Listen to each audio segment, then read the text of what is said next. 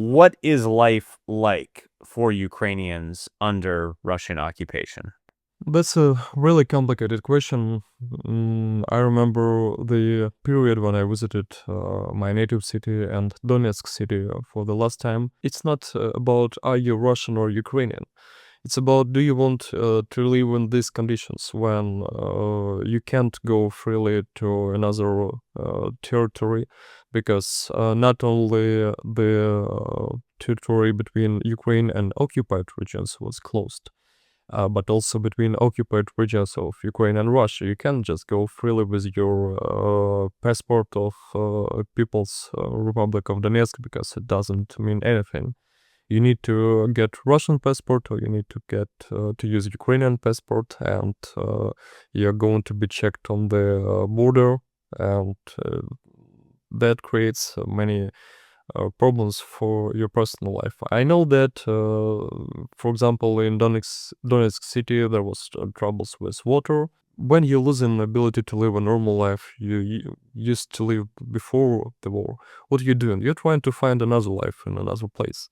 I met a lot of people who moved from Donetsk to different countries like Emirates, for example, Turkey. The truth is that who actually decided to stay. Maybe some fanatics, maybe, who really wanted to live in Russia, to be a part of Russia. But I think that even they were trying to move inside Russia, not staying in Donetsk region, for example.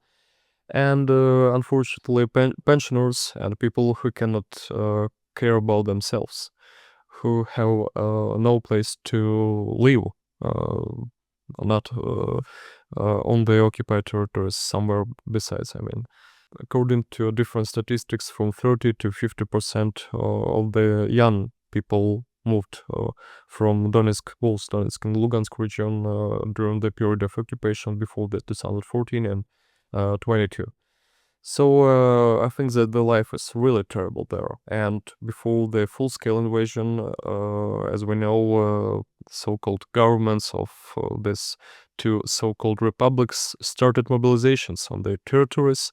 They were trying to mobilize the young people who stayed there and the people under the age of 60.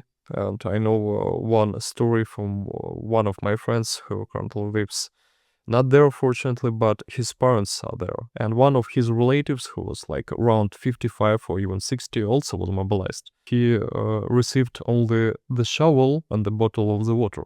That's how Russians really care about people on the occupied territories.